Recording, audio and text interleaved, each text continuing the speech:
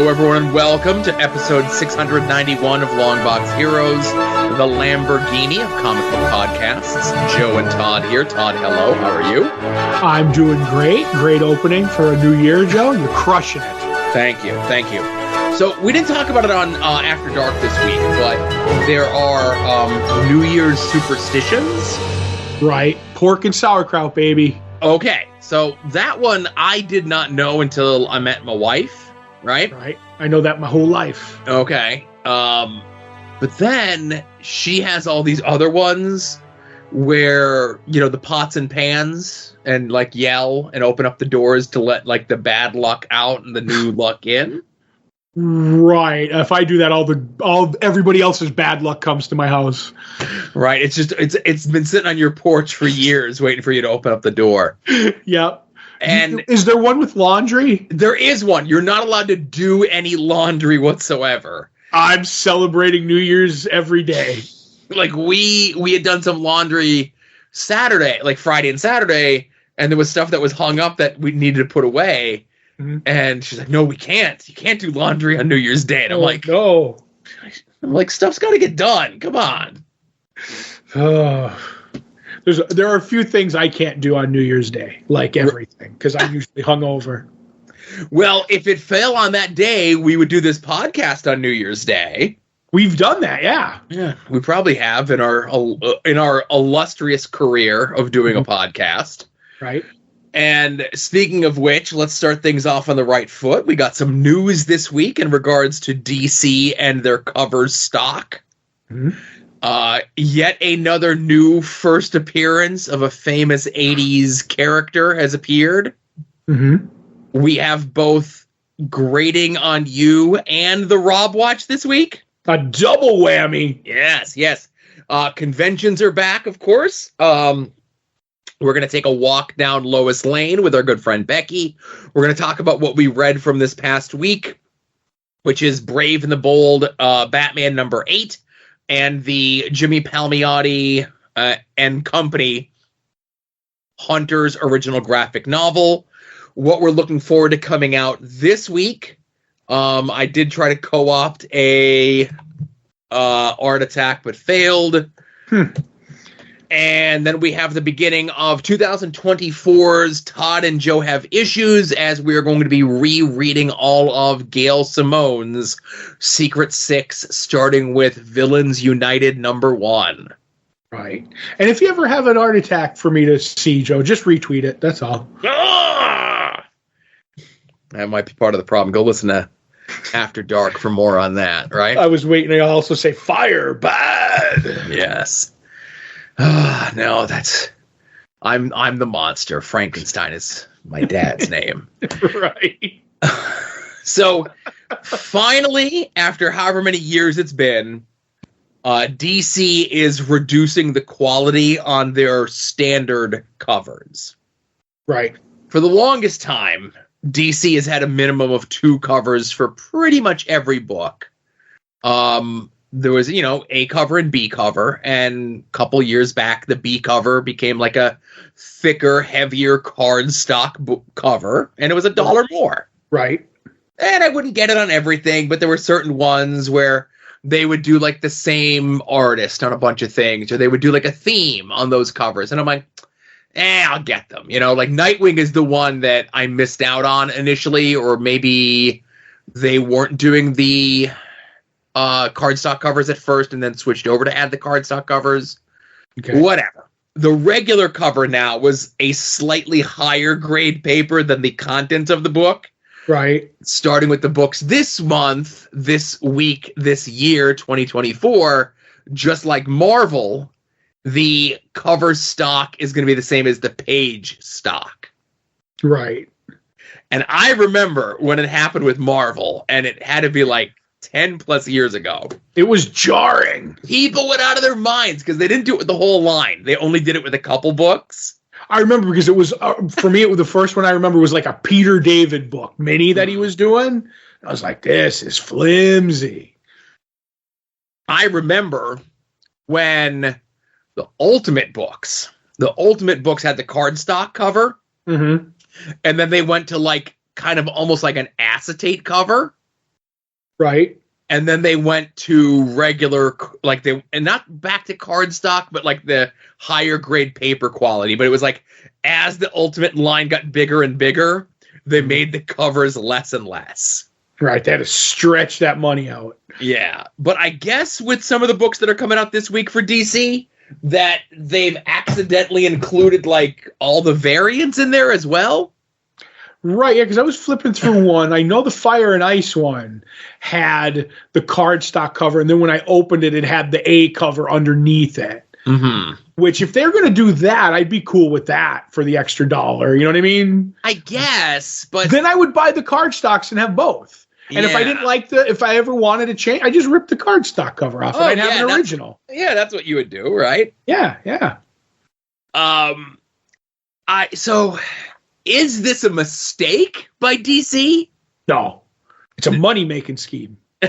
So this is intentional for them to reduce the quality of the covers on everything, but then accidentally put the cardstock covers.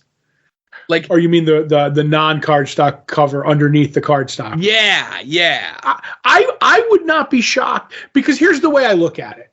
It's literally one more page of the cheapest paper. Right. I think they're going to do that, and that's going to kind of entice you to get there. I mean, it could change next week, and I'm wrong. It's just a printing error. I worked at a book bindery. I know all about printing errors. So I see it, maybe happening. But I honestly think from here on out, they're going to give you that flimsy paper cover underneath the cardstock one. We haven't gotten an announcement from DC or Lunar or anything else like that yet on it, Right. But I guess people were saying that they were showing on the inside what the variant theme covers are for February. Okay. So that leads. So, okay. Is DC putting the $3.99 or the regular, the A cover, as a flimsier paper stock intentional? Yes. Right. Is DC putting the cardstock over that intentional? No. I definitely think that's where the mistake is coming in. Fair enough. I just think it's easier. Here's what I think it's easier to do. It's easier to, okay, you're already printing the comic with the cover that's the same paper as the pages in it. So why should we do another run and change the printers, and now you're going to reprint, you're going to print more, but now with that one page off and then put the cardstock. It's just like we're printing up 100,000 of them. Give me 50 with the cardstock, 50 without. And we don't have to change the machinery once to do it. Do you know what I mean? It's set to go as is. Mm-hmm. Because that's one of the things where the money comes in. When I remember when I worked at Haddon Craftsman at Scranton, it was like, anytime you changed anything, it gummed up the works. You had to reset like thicknesses and stuff like that. So I'm just going by my insider knowledge of making books, Joe. That's my opinion. Gotcha. Well, one thing that we need to get you on, of course, is it was just recently discovered or something. Right. That in Comics Journal 85 from 1983, because there was a feature in regards to Marvel's upcoming Secret Wars, and they showed a picture of the Spider-Man black costume saying Spider-Man's new costume. People are now considering that the first appearance of the black costume, aka the Venom symbiote, aka Venom. And of course, that issue of the Comics Journal now has skyrocketed in price. Yeah, and I think that's really smart by the person who had 10 of them sitting around their basement. Mm-hmm. I mean, that's all it is. We talked about this before. Right. It's the whole thing of, hey, I have these things laying around, or I have this thing. Like, my thing is even more special because, like, you keep going back in time. And I think, we've discussed it. You bring me a first appearance, quote, air quotes for a first appearance, and I'll tell you whether or not it's a first appearance. Let's not get crazy, you know? Like, there's debate because Spider-Man gets the ball of black goo in issue 7 of Secret Wars. Right. And then issue 8 is where it's on the cover and he actually wears it. Mm-hmm. And then there's the issue of Amazing Spider-Man where it's the first time that he wears it in the mainline book. Right. Wasn't it like Web of Spider-Man #1? No, it wasn't Web of Spider-Man. It's a very particular issue of Amazing Spider-Man, and I can't think of the number off the top of my head. Mm-hmm. But there was a time where that Secret Wars 7 was considered the first appearance of the black suit, which it technically is. It was Amazing 252, but go ahead. Okay, right. I knew it was 250 something. Okay, so 252. Mm-hmm. So that's the first appearance of it in the mainline book, and I'll give you first appearance in Secret Wars, first appearance in mainline book. Okay, I'll give you 2, right?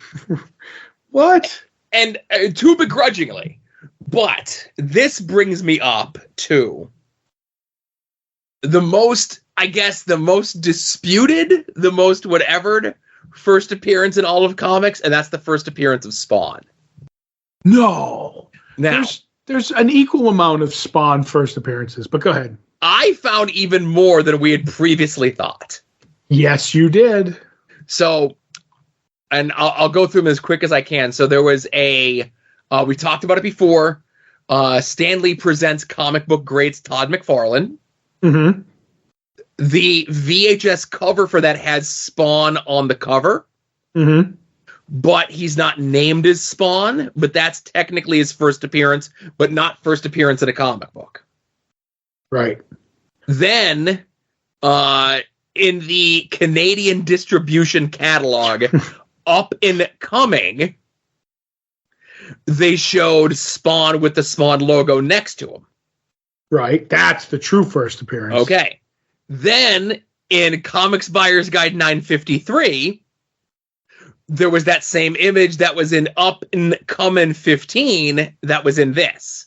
Those are about 2 days apart, right? Yeah, that's all you need is to be 1 day if in front of it. You know what I mean? Now, Comics Buyer's Guide has that same image with the Spawn logo, but it also has an image of the first cover of Spawn as well. Mm. Then, a week later, in Comic Shop News 242, we get that same cover in there with the announcement. And then in Comics Buyer's Guide 953, we get a different logo and an official date of release. Right. Okay. None of those are the first appearance. It's previews, Joe. Then 2 weeks after that is when the previews comes out. And since we have that one, I think that's the first appearance. Until we sell it, then it's Spawn 1. But go ahead. Now, this one gets first appearance in color. Ooh. Right. So that's where we get our distinguishing thing from there, right? Not only that, it's also including a Spawn in profile image never seen before. Right. Now, this site that I have doesn't have like the issues of Malibu Sun, doesn't have the issues of Rust, and all these other different things that were previously considered to be Spawn's first appearance. Right. But see his one first appearance. It's the previews that we have. Right. Yeah. I do have my annotations for all the other first appearances that we've come across in our previews that we've done for previewing the past. Mm-hmm. So when I go and put them up online to get our money back off them, right, I can put first appearance of so-and-so, first appearance of whatever, right? Mm-hmm.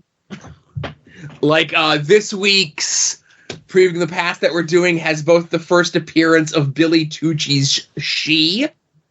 Right. And it also has the first appearance in a solo book of Hellboy. Oh, no. Yes. Oh, the dude's just going to be all over us for that one. Right. But the biggies that are out there during our time, obviously, is the Spawn one and Spider-Man 2099. Mm-hmm. When we get later, which again, listen, we're looking at 1996 and 97 like it's a million years away. But when we get to like 06, luckily most of those are already online. But from doing my research and looking for like whatever it is that I'm looking for to fill in the gaps that we have, there's an issue of previews that's considered the first appearance of Saga. And isn't there one that's the first appearance of Walking Dead? No. There's no Walking Dead one, but there's definitely a Saga one. Okay. And on this list, isn't the Malibu Sun one on this the website you sent me? I don't think so. I didn't see it. It is. It's in May 1992. Malibu Sun 13. Right. So see that? I think there's an issue of Malibu Sun that's out even prior to that. Okay. Because by the time, and like Up and Coming is a new one that I've never even heard of before, right? Right. No, I think the Malibu Sun was the one after previews that was like way after. I don't know. That's the way I remember it. Is like that's where it's supposed to be, but it is crazy.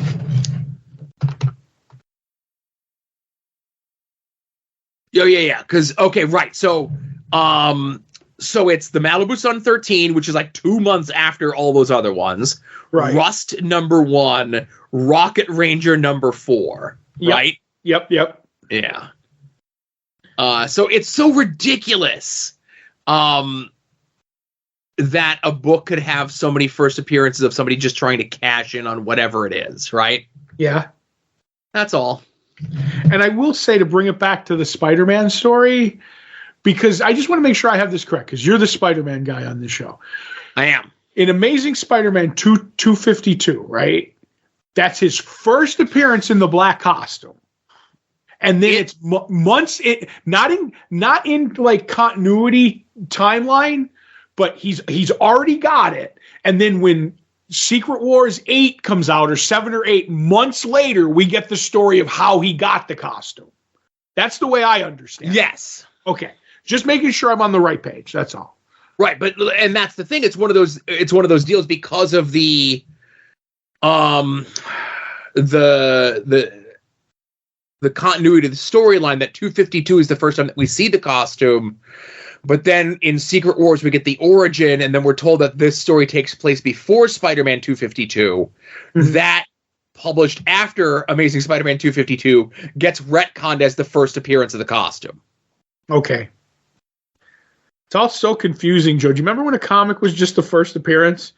Listen. I remember all of it, right? Mm-hmm. So we have a little bit of grading on you news here as well. Todd, I know you're going to be surprised to hear this. Right. But did you know people decided to opportunity the CGC opportunity? No, shocked. This is my shocked face, Joe. So, obviously these are not comic book circles that Todd and I was almost going to say another word, but wade in, let's say. Right. But there are worlds of these, of the graded comics and everything else like that. And the person in question is a gentleman who goes by the 9.9 newsstand. Right. He was the first one to discover this with, as you had mentioned, an issue of Amazing Spider-Man, specifically 252, was the first one where this was found, where it was a certificate number, but not to a specific variant of that cover. Mm-hmm. So they had discovered what people were doing was, and now a term in the industry called reholdering. I hate that term, but go ahead. So they would send a book to go and get graded and get a 9.8, right? Mm-hmm. Then they would take that book out of the slab, carefully, I guess, right? Put a lower grade version of that same book in the slab, reseal the slab, send the 9.8 that they'd just gotten back from CGC out to get another 9.8 on that same book. And depending on how many copies of that book that you have, you could just keep doing that and doing that and doing that. And doing it well, yeah.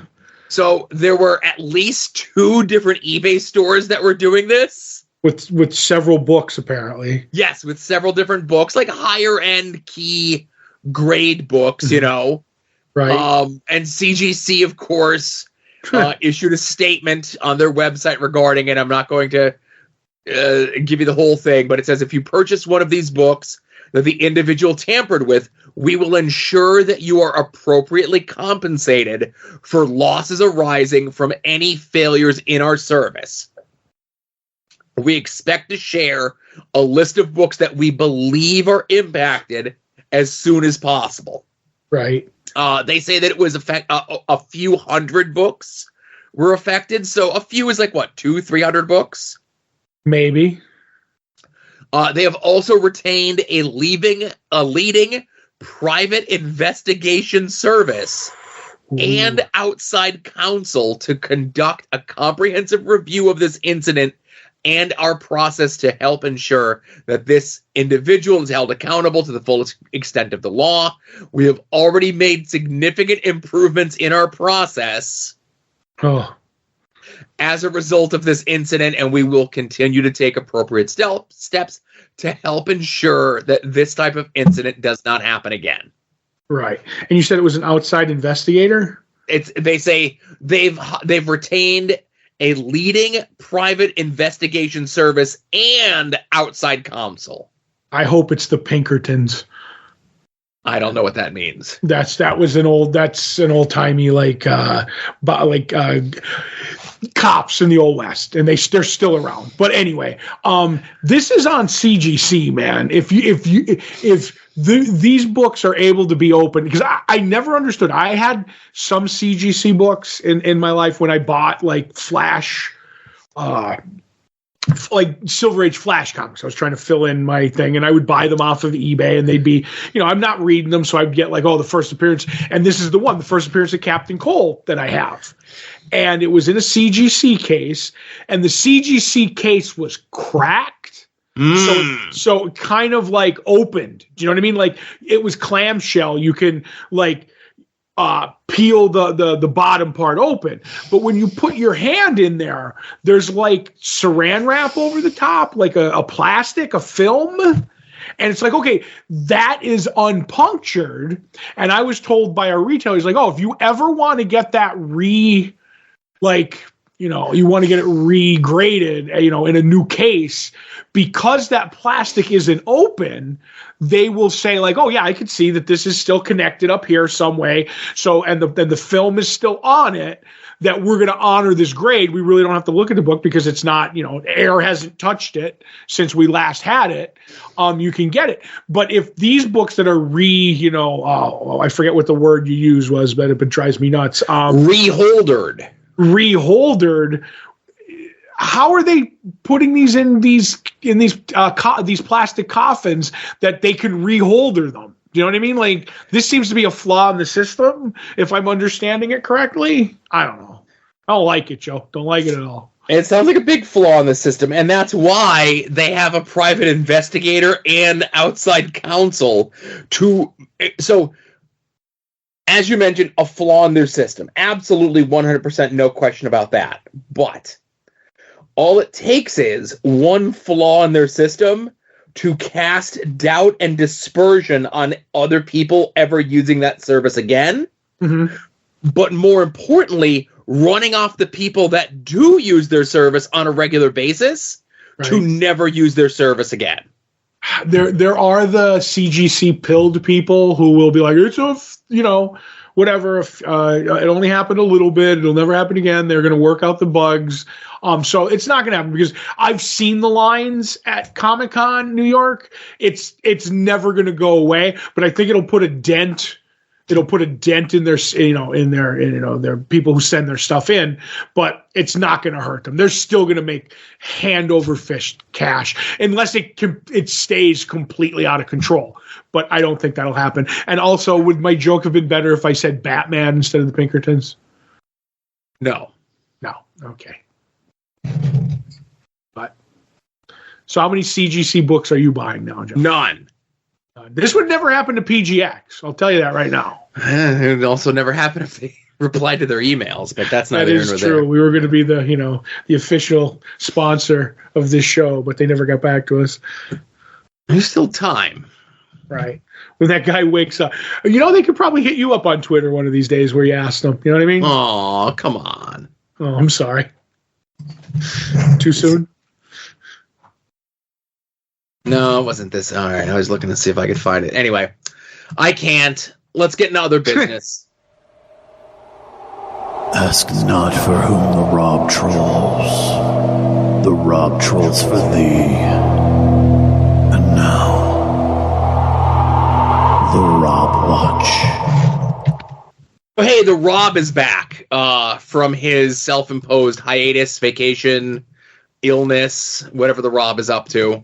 Mm-hmm. And as part of me being me, I'm going to do my best to revitalize Robster recaps, listening to the Rob's podcast so you don't have to. Right. Hey, listen, if you want to listen to the Rob, you listen to the Rob. That's on you. I give you, it's a pretty thorough recap of everything that's going on with the Rob, mm-hmm. right? Right. And it's a lot of... To summarize it here, I guess it would be the alphas. There's no alphas. The alpha dogs, he would say. I don't know why he says alpha dogs, but the episode title is just alphas. Right? I don't know why they chose not to put dog in the title of the thing, Right. And a lot of it is going back to how today there's no creators, specifically artists, that push to be the writer and artist on a book. Right. And then when they do, and if they do push to be the writer and artist on a book, they don't stand the book for 3+ years. Right. And that's the biggest problem with the comics industry today. It's not the biggest problem, but see, I always stand by Rob. The Rob makes some points. Yes. But then he'll say something stupid. So yes. Now, I will say, and I guess this would fall into the news, and this should get picked up, but again, it is the Rob, so you never know. The Rob isn't the only Rob that I know that makes promises and then whatever, right? Right. So he says that he has a, quote, open-ended storyline that he's been working on for the last 2 years. It's not going to be in a catalog. It's not going to be through a crowdfunding, Kickstarter, or anything else like that. Right. It's going to be something that you have to go directly to his website and buy from him. Sure. And he says that there's no, it can go as long as he wants or as short as he wants. And he's going to be making the announcement of it sometime this year. Ooh, what's the over-under? Okay, the over-under that he actually announces it, the over-under that he puts the first thing up for sale, the over-under that people actually get the first thing that goes up for sale, or the over-under that it's more than one thing. Okay, the first three are the ones that were in my head. Does he announce what it is this year? Yes. What was the second one you had? Okay, does he announce something this year? Yes. Does he put it for sale? Does he put issue 1 of it or the first collection of it or whatever it is? Is he selling something this year? Well, no. Okay, so does he put the first offering of it up on his website this year? I say no. I say yes, because this is going to be one of those things where he tested the market out at New York Comic Con, where he had all those different Captain America variant covers, right? Yeah. This is going to be something where he solicits a number 1 that has like minimally 10 variant covers, half of which have a signed only variant. Mm-hmm. So it's going to be 10 of issue 1, whatever that issue 1 is. Now, we make the announcement. We have a date, items for sale. Do people get that item in the calendar year 2024? That's my first no. That's the first no. You don't think you'll have them ready for New York Comic Con to sell the extras? No. See, depending what it is, depending what it is, I could see him having it ready with his army of 17 inkers. Now, okay. You know what I mean? Like for that New York show, because whatever this is, he's had a long running start. You know, maybe he could, he's been playing with it or whatever. But that second issue, if he does 2 of whatever it is, like we don't know if it's a collection or a comic, 2 doesn't come out for like 8 months, 10 months, if ever, after the first one. Yeah, we don't see 2 even breathe in the year 2024. Right, yes. But I say we get the name, announcement, date, goes up for sale on the website. People do not have them in hand by the end, issue 1 of whatever it is by the end of 2024. I like the cut of your jib on that one. Yes, that sounds about right. But so you had mentioned about the army of 17 inkers that he has, right? Mm-hmm. Again, with this episode that came out, this whole thing of he's the writer and artist on everything. Mm-hmm. He inks his own stuff, except when he doesn't. But he said he always inks his own stuff. But except the times he really wants to work with other inkers. Yes. It's almost like, we discussed whether or not this should be a Kirsten show. It's almost like he believes the stuff coming out of his mouth. Yeah.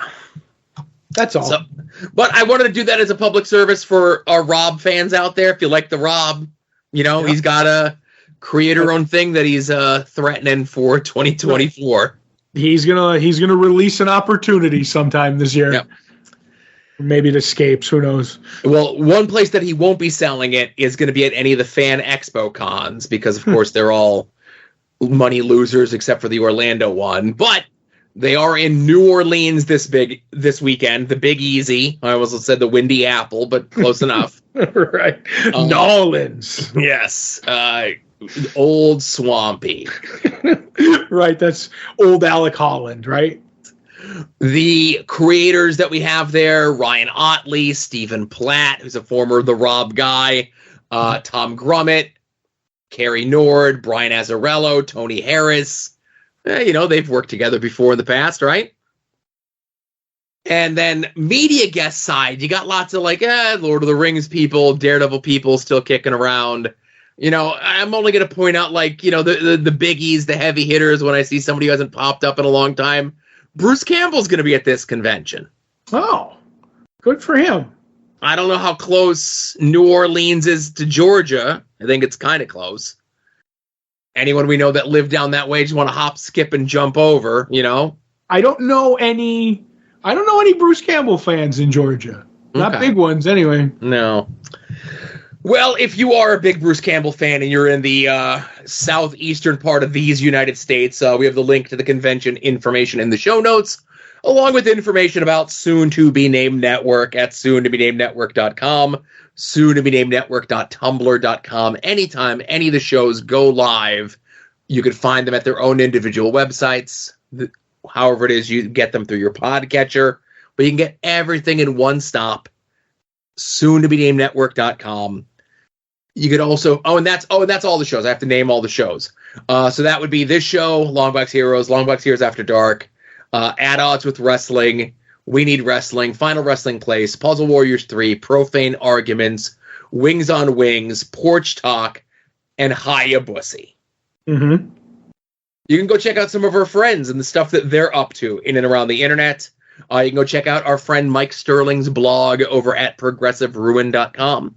You can go check out our friend Kevin's blog at helionsteam.com. You can go check out Rick Williams' The Chop Shop at freekaratechops.storenv.com. I might change that over to Rick's Instagram because he puts a lot more cooler stuff over on his Instagram. Mm-hmm. You can go check out Jason Sandberg's Jupiter #1 a la carte with all the bells and whistles or just straight up on his Indiegogo. You can go purchase Chris Runt's Battle Monsters, his self-published comic that he crowdfunded a little ways back over at fortressofcomicnews.com. And you can go check out our friend Davey of the band Cave People for his self-published comics, Mending and Keeper, over at cavedomaincomics.com. Yep. I just want to say I met him over the weekend, and he gave me a long, detailed process of how he made those books and everything like that. That was kind of cool that he had the printer near him and everything. Mm-hmm. I was like, oh, that seems very expensive. He's like, yeah, I lost money. He goes, but it was from the heart. I was like, okay. I was like, oh, I never got that second one. He goes, I'll send you a copy. I'm like, I'll buy it when they come back. Relax. He's like, no, I'll send you and Joe a copy. Like, calm down, son. But send us the PDFs, man. Save yourself on the printing costs, But Davey's a good dude. Davey's a musician. He's a struggling artist. Definitely go support, independent arts wherever you can, however you can. Listen, we're very biased. The independent art that we support and like is all of our friends that are doing the independent art that they're doing. Go buy the digital versions. I think one of those 2 books is sold out. Yep. For sure. And then the second one. Yeah, Mending is sold out physically, but both are available digitally. But if you do not have a comic book store in your area, or you do not have a good comic book store in your area, let our store be your store. Comics on the Green. I have the Facebook page linked up. That's where Dave and the crew will put up all the information when the new books come in on Tuesday and Wednesday, because that's the world we live in now. When all the new pre-orders, final order cutoff dates, mint condition Silver Age collection just fall in Dave's lap. He puts a detailed walkthrough of them up on Facebook. That is linked up. You can go find out information for his eBay store. You can go find out information for the mail order subscription service. Get books mailed to you weekly, bi-weekly, monthly. And if you do, there's a chance you can get a sketch on your package from our good friend Beckie, who we're going to turn things over to now for her Walk Down Lois Lane. Welcome back to my Walk Down Lois Lane. This week we're going to cover issue number 41 from 1963. Superman's a big jerk in this issue, so let's dive in. Lois and Lana are at the Fortress of Solitude nosing through Superman's stuff when they come across a slideshow of his greatest achievements. They find pictures of him and Supergirl at a parade, Jimmy getting his watch, and Superman getting engaged to a woman named Lana Lane, who is a dead ringer for the two of them. Lois confronts Superman when he returns and tells him that while she has no right to pry, again, they were nosing through his stuff. Who is that woman? Why does she have their name? And is he only dating them because of her? He tells them, oh, you don't remember? Put these helmets on and I'm going to load up some old-fashioned memory tapes. The tapes show of a time when Superman took the girls to a planet named Zerm. They just got out of an ice age and the planet is flourishing. So while Superman takes care of some business, the girls should check it out for a potential story. The girls go to a zoo and immediately start touching and messing with things that have do not touch written on them, and start taking pictures of themselves wearing a fancy necklace that is secretly combining 2 animals into one around them, but they don't notice. The girls marvel at the weird space animals when, in a move literally everybody saw coming, they accidentally combine themselves.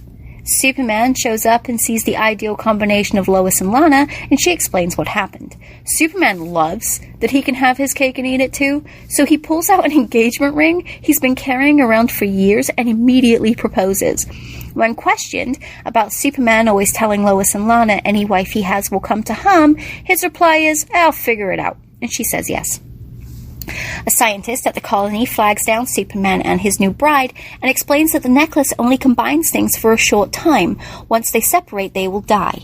But this man has a ray gun that will let one of them live, so Superman has to choose which one he's fine with letting go of, and he has about 10 minutes to choose.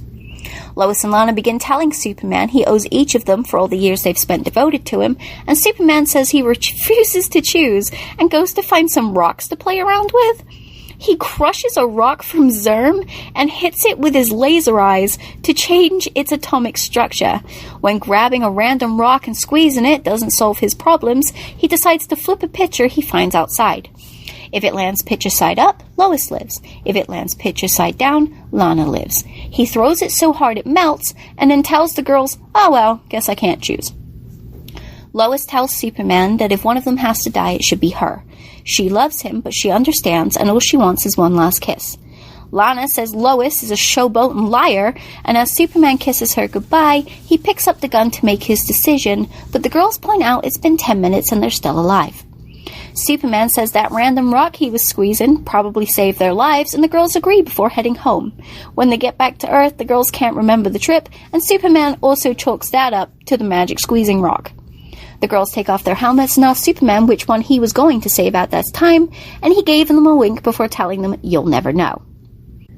This is hilarious if you listened to the story of issue number 38, where DC were trying to push which girl would stay with Superman. And again, this is why I would think Lois. Lois knew she was going to die and told Superman, "Just give me one last kiss and go live your life." I love issues with Lana in them because I feel like she makes a great comedic rival for Lois. And Superman refusing to marry each girl, but then marrying a combination of the two of them, is the type of selfish nonsense I rant and rave about when I go off about how Superman in the Lois Lane comics is a terrible human being. Join me next week for more Lois Lane. I don't know, Todd, if I'm just punchy or if I've listened to enough of these things and the way that Beckie explains these. Mm-hmm. When she laid out the story on the how and the why Lana and Lois became one person who Superman married. Yeah. I was like, oh, that makes sense. That makes Silver Age sense, at least. Right. I'm starting to get a Silver Age brain from listening to all of these things. Yep. You're becoming Silver Age pilled, Joe. Yes, and thank you to Beckie for doing so. For Silver Age pilling all of us. Yeah, and Joe, we're never sharing a necklace. That's all I'm going to say. All right. Yeah, I don't think something that would go around my neck would also fit around your neck or vice versa. That is true. But can you imagine a combined Joe Todd? We wouldn't be Jode. We'd be Toe. That would be our joint name. I think we would be Toe, yes. Definitely. Superman couldn't use that gun on us quick enough. That's right. Kill me. All right. So again, thank you very much, Beckie. I have her social media and stuff linked up in the show notes as well. If you want to go check out her process, her, social media to-doings, while you still can. Yep. So let's get into what we read from this past week. Todd, where would you like to begin? I would like to start with the book I was looking forward to most, which was the Kickstarter book that I got from Jimmy Palmiotti, Chad Hardin, with chapter breaks by Amanda Connor, basically an Old West tale.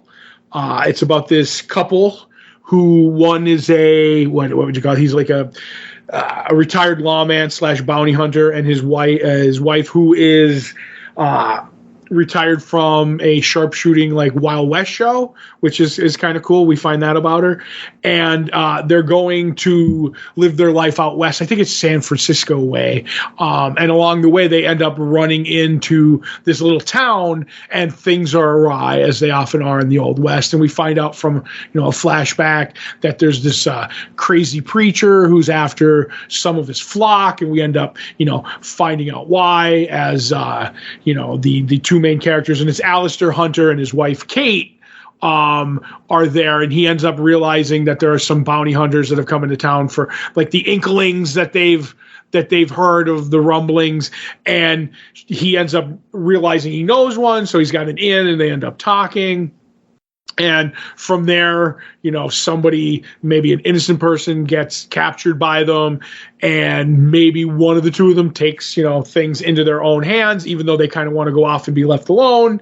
Maybe they're not in the same state that they started with after that. And they, classic Western, maybe we got to go wrap this up, get some revenge kind of a thing, fix things. But, I mean, right off the bat, I'm a big Hardin fan on his art. He did some Wonder Woman with those Walmart books with Jimmy Palmiotti. Amanda Connor on those chapter breaks are minimalistic gorgeousness. They're what you would expect. And then the Old West stuff, there's bullets flying. There's that classic Western patter. This book was made for me. And then you slap it inside a Bill Sienkiewicz beautiful cover. Yeah, I could see them doing more of this book, because I don't think these characters can go on. I think they should drop whatever they're planning next and just do a series of 17 Hunters books. I could, obviously, you had postulated last week that these were maybe just old Jonah Hex scripts that he had laying around that he repurposed, Right. I was joking there. I think he could just write a Western story off the rip, like, no problem. Yeah. So, and again, not to say that this was a very basic story, if you will, but it was very straightforward. Could have gotten to some mysticism, and I guess the closest it gets to mysticism is the preacher. Yeah, he's just crazy, I think. Yeah, and again, you can sort of extrapolate on that, like maybe there's something that's causing a bunch of people to go crazy. And now Alistair and Katie have to go investigate this, and they're going across the United States, right? Right. I know you had mentioned the artist on this. Yeah. Which is Chad Hardin, right? Yeah. Yep. Okay.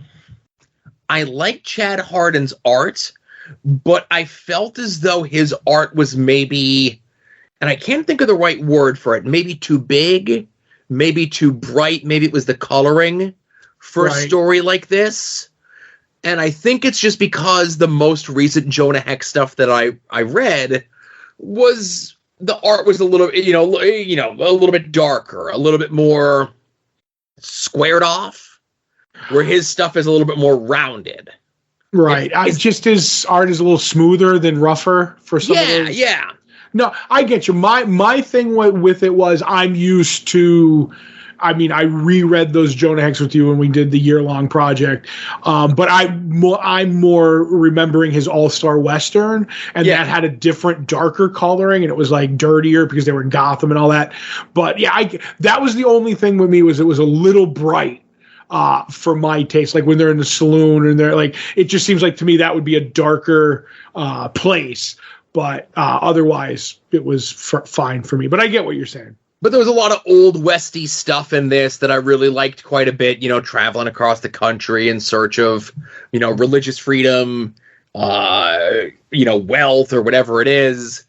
And it's one of those things that maybe you and I as olds kind of take for granted. Whereas I would be concerned if maybe somebody who's never read a Western book might need a little bit more hand-holding. Whereas I feel as though this book is very new reader friendly. Definitely. But I think you and I are new readers to this, but not new readers to Western stuff. Right. But I mean, I think those Western tropes are easy to swallow as soon as you get into them. I would think so. I would hope so. But you never know. And I think another barrier of entry on a lot of stuff like this is, what is a Western other than a crime book that's set in the Old West? That's set like 150 years ago, right? Right. I usually go, they're usually revenge tales as well. Okay, but there's always crimes involved. And listen, a modern day crime tale typically has some sort of revenge aspect to it for the most part. But I bet you could probably ask Jimmy Palmiotti to a person, and you could go look at his Kickstarters and stuff, that his more straightforward crime stuff, revenge stuff, modern-ish looking stuff, does better than the Western stuff. I really think, sadly, in 2024, Western is just a barrier of entry for some people that's too much. Yeah, and I totally get that because and it is a genre that doesn't sell well. You know what I mean? In comics, especially. It's a genre, and again, I'm very out of a lot of like TV and movies and stuff, but I can't remember the last time there was a movie that was a Western that was successful. Right. I'd have to do the math on that. Right. I know Deadwood was a big success. Yeah, but that was 20 years ago. Right. Okay. That show that Kevin Costner's in, that Yellowstone. That's a modern day Western. Yes. Because you can do modern day Westerns. You know what I mean? Well, I know they do either episodes or there's like a side series where it takes place back in the 1800s. Yes. And there's one in like the 1920s too. Right. But yeah, I mean, that's popular. That's one of the big, I think it's like 1888 or something like that. Yeah. So like that, I think is more of an outlier because you had the entry point of a modern era crime, revenge, whatever story. And now we could go back to the 20s and tell mobster-esque tales We can go back to the 1800s and tell Western-esque tales, which is essentially the same story that we had been telling before. And I wonder what the turnover rate would be, the people that just watch the main show and not the show that takes place in the 20s and not the show that takes place in the 1800s. Right. I will say this, though, with this coming out, and I'm hoping this, this was a Kickstarter, so this will probably end up in comic shops maybe at some point. And I hope they would do that, but you never know. He might just sell it out of his own store. But with the Enfield Gang Massacre getting some acclaim and stuff like that, I'm hoping that this is maybe a slight resurgence, because all we need is that one lightning bolt, and we will have 800 Western books. I will say, and I fingers crossed, I don't know how the Kickstarter did on this, but I know whoever the publisher of it is, the Zorro book that's coming up. Right. It's a property that people are aware of, whether it's been in popular culture in the last 20, 25 years is another story, but it's a known property. It's a Western book, and hopefully that could be something that hits, I hope so too. Listen, you're preaching to the choir right here, Yeah. I want all the Western books. Oh, you know what? Wasn't there recently an Ed Brubaker hardcover within the last 2 years where it was like set at the edge of the Old West? Yes. That was really good. See, we're getting there. We're rolling, Joe. We're rolling. Let's hope so. Yep. So the other book that we both read from this past week was Batman Brave and the Bold #8. And listen, Todd, I'll be honest with you. I only read the Kyle Starks story. Yeah. I'm paying a lot of money just to read part of a book. It's worth it. It is worth it. Who's the, and again, I have the book here in front of me, written by Kyle Starks with art by Fernando Pesarin. Yep. So this is more of Wild Dog, of course, trying to figure out his place in his new location. He's already lost the ability to wear the jersey that he's known and famous for, right? Right. So he's got that to deal with. He talks about the only two things that really give him fear. Mm-hmm. And obviously, we kind of get into this character being high-strung because from the little coffee shop thing, he's already had 13 shots of espresso that day. Right. But he does spend a good chunk of this book dealing with and again, it's funny that the Rob's podcast today was about alpha dogs. And Wild Dog is very much dealing with an alpha male character. Listen, Alan's just misunderstood, Joe. Mm-hmm. He's just got a lot of crazy ideas, He's just asking questions. He was Googling stuff, so... Yeah. So we get a big knockdown, drag-out thing in the diner as Wild Dog is trying to get information from Alan in regards to what's going on with the crime family and who the new person who's moving in on the territory is. We get a brief to-do with Alan meeting up with his buddy who's the mayor, is it? I think he might be a cop, to tell you the truth. Oh, he's a cop, that's right. Where this cop knows that... Jack is Wild Dog, and they're at the stadium where the hockey team plays, and the guy who's suing him shows up, and Jack has to excuse himself so he doesn't pummel this guy into mincemeat, Yep, and it's football, by the way, your favorite football. sport. I apologize. I said hockey, football, whatever. It's all the same sport, right? So the crime family, Wild Dog gets the information about the crime families getting together. Somebody's moving in on the turf. And the one guy in the crime family actually has a good plan. He's like, hey, it doesn't matter who it is. Why don't we just call the Flash and say, hey, it's the Mirror Master, right? Mm-hmm. And the Flash will show up, and it won't be the Mirror Master, but he'll just take care of whoever it was. And then somebody else is like, yeah, that's not a bad idea. Why don't we just get Batman? And then there's the discussion, how do you call Batman? They're like, I think you just get a signal and put it in the sky and it'll show up, right? Right, but we don't want him looking too deeply at it. He's one of the A-listers, so... Right. Now, we do get the revelation of who the person behind all this is. Now, did you know who this was? Was this your guess? My guess was who it was, and I was actually going to send you a letter so you could keep it on your porch in a mayonnaise jar, but I forgot to. All right. So I don't want to spoil it here, even though it's a good chunk of the back half of the book. Because I don't want to spoil who it is until next month and we could talk more freely about it. Right. But I love the way that this character deals with Wild Dog. Yeah. In that he's a villain, very clearly a villain, and Wild Dog is a good guy, very clearly a good guy in this. And this character gets to give his big soliloquy as to why the heroes don't kill. And it's not for some sort of grandiose, holier than thou sort of thing, but it's more so as a reminder to you, the villain, that you will never win. Mm-hmm. Try as you might, and you can keep trying, but I will always beat you, and you will never win. And he does the same thing to Wild Dog to end this issue. Right. And that was like such a oh my God, gut punch, right? Mm-hmm. Because this character, maybe not the most assuming character of them all, is able to very easily and very handily deal with Wild Dog. And under normal circumstances, the villain would kill him. But he's like, no, I'm going to let you live to let you know that you will not beat me. Keep coming. I'll just keep doing this to you. Enjoy. Yep. Yeah.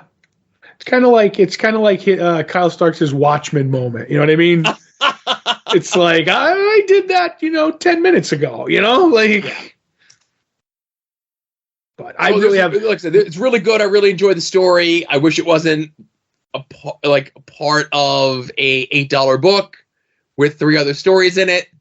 I wish it was just its own thing, but I get why you got to put stuff out there. I don't think a Wild Dog book by itself would sell as well as a book with 2 Batman stories in it as well, right? Yeah, you got that Batman bump, but I'll tell you, Kyle's getting there on his own, man. So he certainly is. Soon he won't need to ride Batman's, I was going to say coattails, his cowl cape, I don't know, something like that. Soon Batman will be calling up Kyle, being like, "Hey, pal, yeah, can you write a story about me?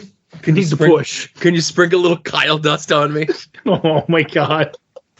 Not insinuating anything about Kyle. Kyle's a good man.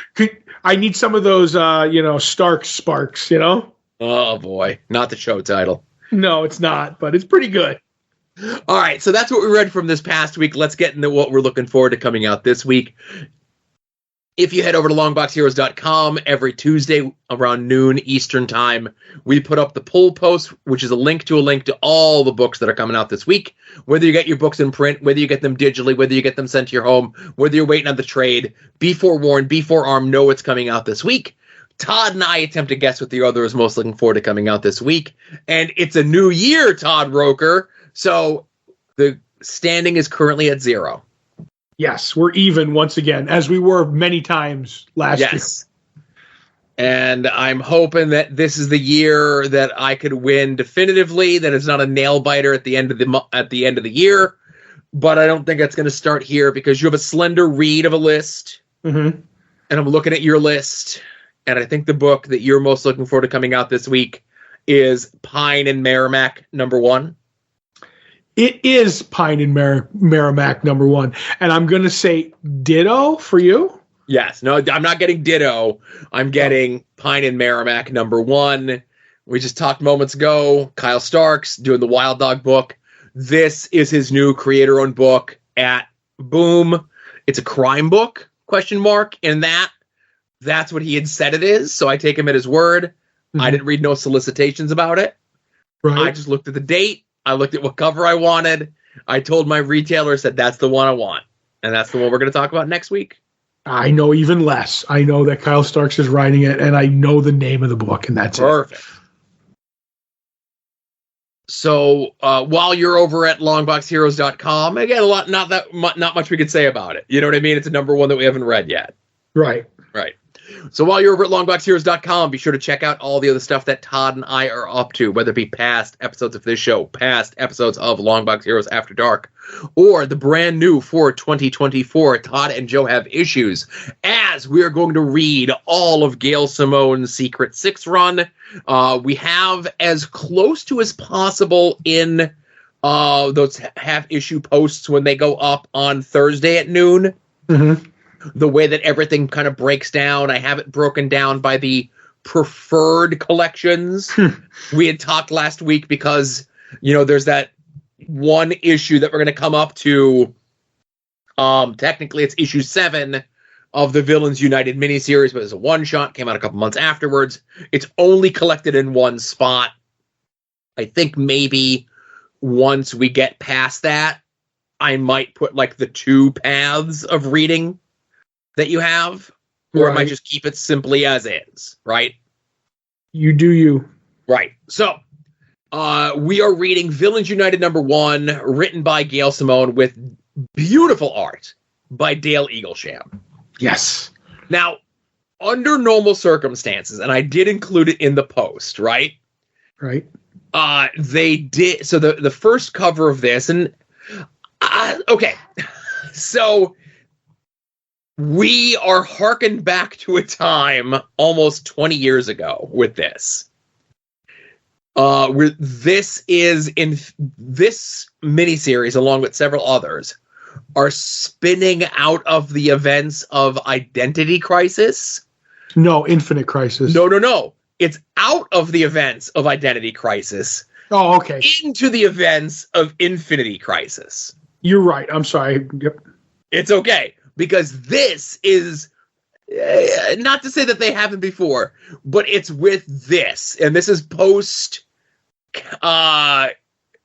Is this during 52? After 52? I think this is after 52, right? 52 but this is real. This is really the beginning of DC leaning into like everything is something Crisis or Crisis something. Right. I do think this is before 52, though. Okay, that's just me. Right. The timeline does get a little wonky, but I know people who got back into comics after being out of it during the 90s.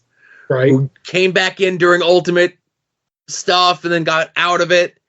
Maybe they got just into Marvel, but it was Identity Crisis that got people into DC Comics. I know multiple people that never read a DC book, and the first thing that they read was Identity Crisis.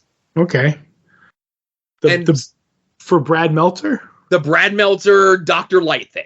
Wow, yeah, okay. Okay. And I only bring that up is because they do a good job of explaining that to you in this. But if you're not familiar with Identity Crisis, there's a bit where we find out that because of something very bad that Dr. Light did, and it was maybe a way of adulting up maybe a little too much. Right. A 70s Mort character. Mm-hmm. And because of the bad things that he did, the Justice League mind wiped him. And he remembers all that stuff that came after, and he's coming back for revenge. Right. And it was a secret that particular iteration of the Justice League kept. Or it was like a league within a league. Word gets out to the rest of the villain community, and Villains United starts off of the bigwigs, presumably Lex Luthor, is trying to rally all the villains up, essentially saying, hey, this is what they did to Dr. Light. They're going to do it. Who's to say they already haven't done it to you? If we all band together, we could prevent it from ever happening again. Yep. So the fake out that I'm mentioning is the cover of this is Luthor's team. But then Secret there's Society, right? Right. The Secret Society, folks. It's him, it's Black Adam, it's Deathstroke, it's Talia, heavy hitters, and you got the Calculator and Psycho Man. But what this story actually ends up doing is a much better job of what I think they tried to do with Dr. Light in Identity Crisis, where not only do they decide to elevate like one villain from the lowest of the lows to as high as you possibly could get, right? But they also decide to kind of polish up a couple other villains in ways that aren't so ham-fisted and using a triggerable offense, let's say. Mm-hmm. Okay? But there's a second printing variant cover, which is pretty much the same poses that you're seeing in the main cover, but it's the actual Secret Six.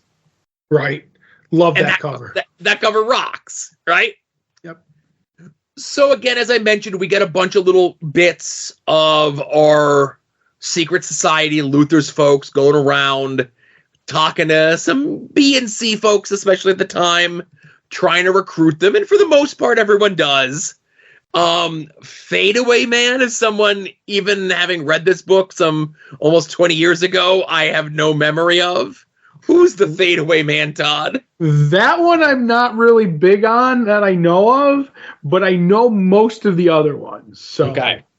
I mean, I even recognize, like, well, there's the Shadow Thief, Cheetah, everybody knows Manta, Felix Faust, Shrapnel. I do think there's a young, I think this might be the first appearance, but I can't be sure of it, of the person who says, yeah, okay, in the, like, 12-panel grid, like with Prometheus and Phobia and Cicada and the Gentleman Ghost. That might be somebody we come to know as Knockout later. Would you say maybe? I would certainly think so. Right. But Fadeaway Man is a Hawkman villain. Right. Well, he's known for, the Shadow Thief, who's also in this, and the Fadeaway Man. That's his two big, villains. Right, but we get a bunch of, folks that I recognize from the time and a bunch of folks that, maybe had seen better days, or people that had their shine up maybe, 7 or 8 years ago, and now they're at the bottom of the barrel. Who was supposed to be the Prometheus? Remember Prometheus was supposed to be the next big new villain in the 90s? Kinda, yeah. But I always felt Grant had his story like written and he was gonna do him in himself. You know what I mean?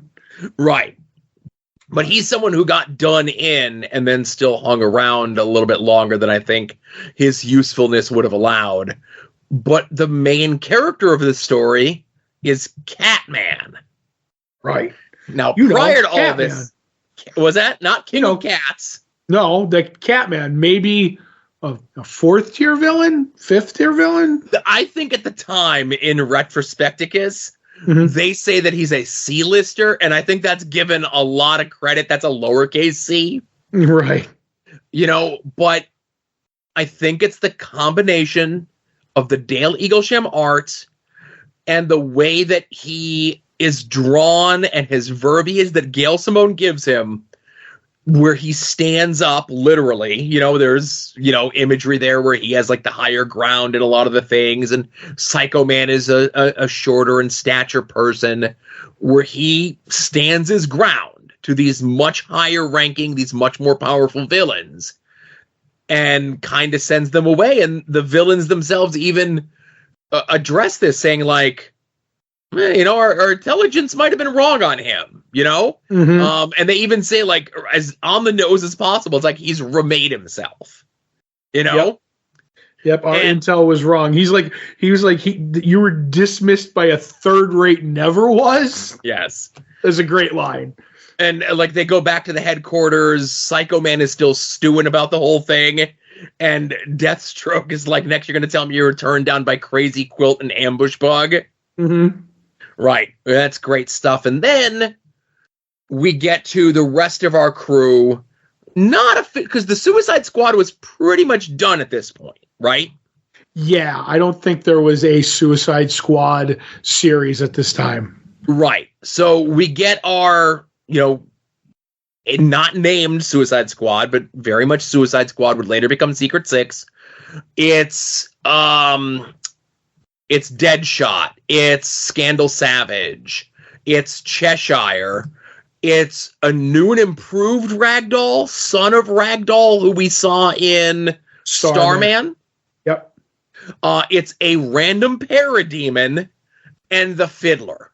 Right. I will say this. At this point, she's only known as Scandal. Okay. Because the secret is who her last name is. Oh, kayfabe, everybody. Right. No, I'm just saying,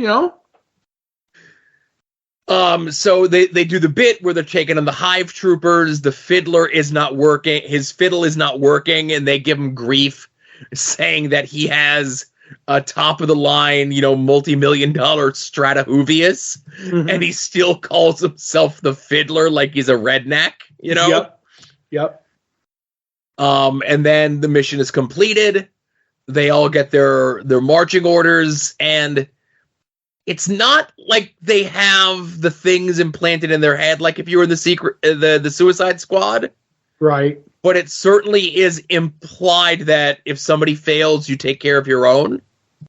Mm-hmm. Because again, like when his little watch thing goes red, it's not like a thing pops in his head. Deadshot just shoots him in the head immediately. Right. It's kind of right. And these 6, now 5, are working for the mysterious Mockingbird. Mm-hmm. And that one I'm not going to reveal on you yet either. Right. But they do need to go and recruit someone new. The person that they end up going to recruit is the aforementioned Catman. Catman had been protecting, living with, whatever, a pride of lions. And we find out that 4 days after Catman turned them down, Deathstroke came and killed all the lions that Catman was with. And, in a bit of, I guess, wordplay, if you will. I love this line. Go ahead. Yes. He says, they made this my fight. Because of the society, I have no pride left. Mm-hmm. God, I got goosebumps from that. Yeah, good stuff, man, right? Mm-hmm. It's almost like Gail Simone knew how to write what the hell? I want to say Suicide Squad, but the Secret Six. Sorry.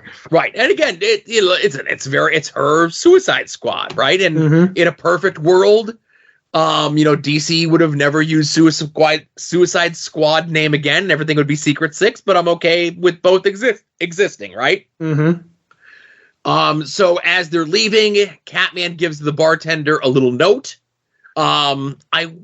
My only quibble about this is we see that the note is going to Green Arrow.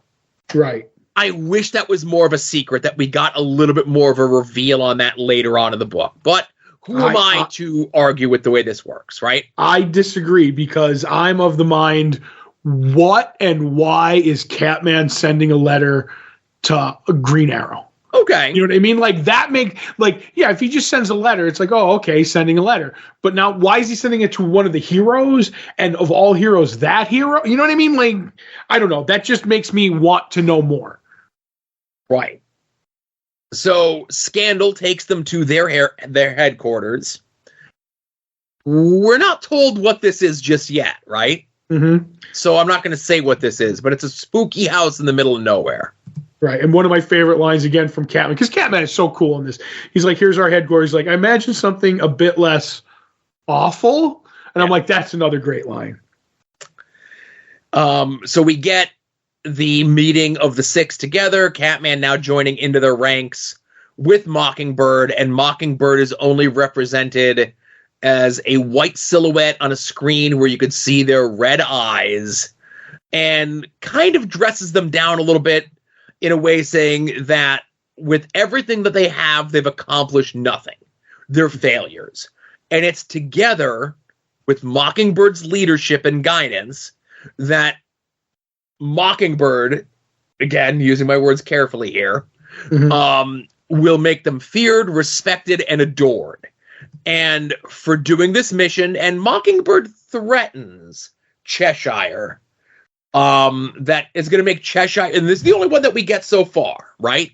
That Mockingbird is going to make Cheshire comply, that she has, old Suicide Squad style, a small explosive injected in her, and says the charge is quite weak, just barely enough to cause massive bleeding in her brain. Right. I've designed it so that she'll live after a fashion, which is a really big scumbag thing to do, right? And then they reply and say, every great leader has a choice. Rule with the whip or the chariot. To be safe, I'm doing both. So, great lines, great dialogue. Everybody's a villain. Everybody's sleazy. Pretty much the only one that has any sort of redeeming qualities at this point is Catman. And their reward is, once they defeat Luthor and his society, each member of the Secret Six are going to be rewarded with their own continent. Which is a great reveal. Yes. Like there's 6 continents. Oh, we're not. Antarctica's group, neutral ground, but we're good to go. Yes. Can't get Mr. Freeze for Antarctica and be the Secret Seven. Captain Cold, come on. But this is a great first issue. You do not need to have any sort of knowledge of Identity Crisis. You don't need to have any knowledge of who these characters are. You're given enough information about them. But the main character that they give you, Catman, is the one that they give you the most information about, because it's not one of these everything you knew about these characters is wrong. It's more or less, we're giving this character a fresh coat of paint. Yep. And when you look at it, it's like, okay, we're giving you the Secret Six.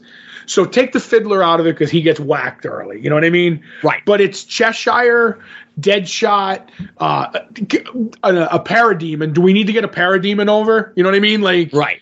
So, and the new Ragdoll, which is, based on, has some name to them from the Starman series. So it's like, these are all, except for Scandal. Scandal's mysterious. Except for me, who blew the secret. Right, blew the secret early. They're all right. They're not in the society, but they're dangerous villains. And there's Catman, but Catman, like you said, he comes on strong. The change is there. I love in the beginning when Dr. Psycho's like, my brain's like, I can control minds. He's like, I can make you do whatever I want. He's like, yeah, that'd be great. And then this giant pack of lions behind me, which is the only thing holding me back. Do your powers work mind control on lions? I'm like, he has that, like, everything you do, I've counteracted in the last 10 seconds. And that's just an easy way to get a loser over real fast. Yep. Man. So great. That, and it looks great. Like you said, all the angles and stuff makes people look weak or strong, or like Dale Eaglesham is just knowing what he's doing. Yep. So it felt so fun. It felt so good rereading this book. Mm-hmm. I'm so looking forward to going into all of this, and I hope everyone else does as well, right? My only thing is we're early in, is I do think, because then you're going to hit Secret Six proper. Yes. I think with a lot of stuff going on with the Infinite Crisis tie-ins, like, I know I'm not going to give anything away, like when we kind of get into the Mockingbird and stuff like that, it's going to get confusing quick. Then we're going to get out of it and have our own story spinning out of it. You know what I mean? It's literally, if we have a 6-issue miniseries and a one-shot, I think like 1.5 of those deal with like the Infinite Crisis stuff. Yes. And then we're completely like, it's never mention this again. Right. And the Secret Six does their stuff. So yeah, that's all. So again, this is an easy reader. Next week is issue 2 of Villains United.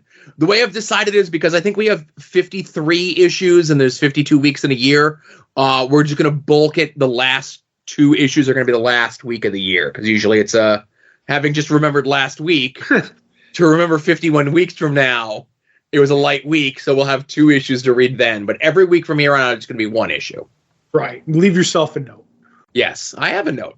There you go. So I would be remiss also not to mention the Pigskin Pick'ems are going to wrap up. This is the last week of regular season play, correct? Yes, it is. Definitely. Don't need to look that up. Oh, am I wrong? No, I'm being like, remember last week I was like, oh, are there any Thursday night games? No, I know for a fact we're going into week 18 and I don't need to look it up at all. Sorry, I threw you off. So as we stand, I'm in 23rd place, still somehow on the first page. Right. And Todd sadly has fallen to 4th place. Right. Not only are you being beaten by Adam, but you're also being beaten by young Josh from the comic shop. I don't know if I could stand being beaten by a Howard the Duck fan. Well, it's either a Howard the Duck fan or an Azrael fan. Pick one. You know what? Walk with pride, Howard the Duck. Walk with pride. So, obviously the fantasy football for the soon-to-be-named network has wrapped up, and there's been no incidents, right? Right, no incidents at all, yeah. You finished a strong 3rd place. 4th, a strong 4th place. Oh, okay. I thought the other guy said he wasn't even going to put his thing in. He relinquished 3rd place to you. Quote, I'd rather finish last than 3rd. Right. If he don't want that, I mean, I was going to say prize, but we don't bet on these things. That would be illegal. So yeah, I guess I'll take whatever, heaps of praise that the third place guy gets. So yes. And then there's no TV show this week. I don't know where other stuff is going to be coming in because the only thing we have on the horizon is next Wednesday is when Echo is dropping on Disney Plus. Right. And they're dropping the whole series at once. I think it's only 6 episodes, right? Yes. It's either 5 or 6. That much I know. So I know you are not a fan of, watching everything all at once. It doesn't bother me to watch it because I have the time, and that's 5 episodes as of Wikipedia. Yes. So I can watch it all at once. My problem with it is that you usually don't have the time. So you're like, oh, I caught 2 this week, and I'll have all 5 in my head, and it'll be like, oh, okay, we're talking about 2, but where did what I'm thinking about happen? Because I've watched all 5. Was that in episode 2 or episode 3? So I don't want to spoil anything for you. You know what I mean? And I'm not waiting around for you because sometimes you'll be like, oh, we'll watch 2 this week. Oh, I only had time to watch 1. Or the opposite way is like, well, I had time to watch 2. Well, I didn't watch that episode because I was waiting for you. I'm like, it just becomes a cluster for my brain that I don't like. Yeah. Well, here's what I'll do. I won't make a promise, but I will certainly make a concerted effort to watch it. Mm-hmm. I'm assuming most of the episodes will be about 40 minutes or so, and there's only 5 episodes.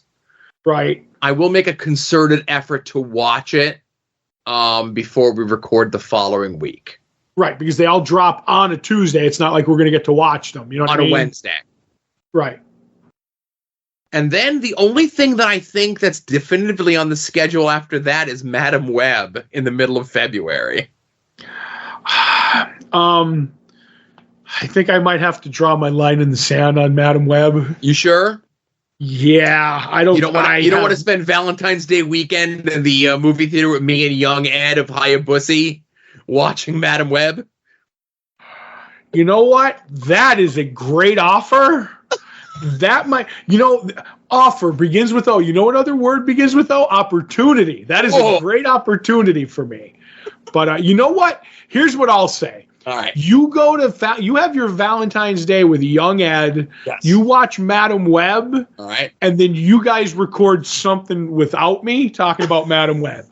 Yeah, I'm joking around. Ed lives 6 hours away from me. I don't think we'll get a chance to see it together. No, I know that. I would have a sinking suspicion. Yeah.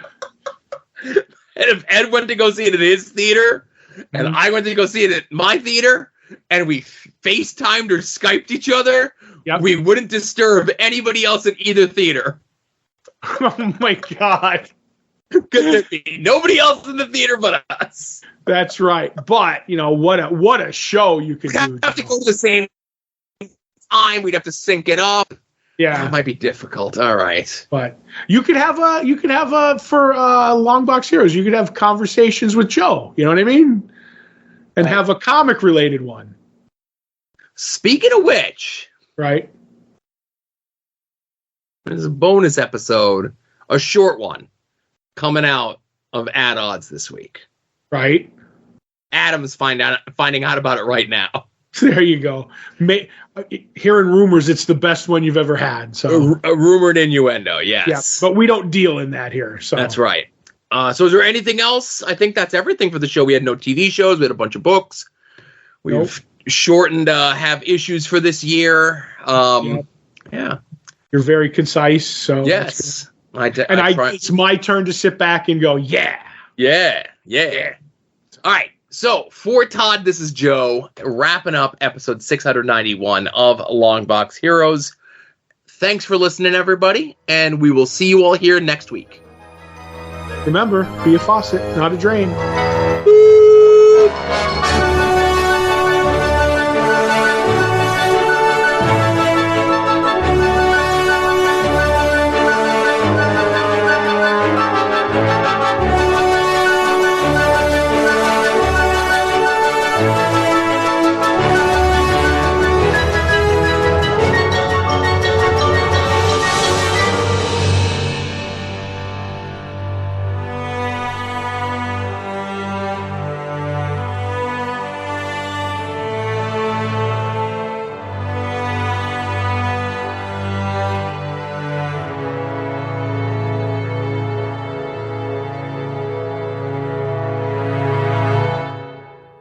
You're listening to the soon-to-be-named network, the Lamborghini of podcast networks. The Rob is a Longbox hero. The Rob is a Longbox hero. He gives us five stars.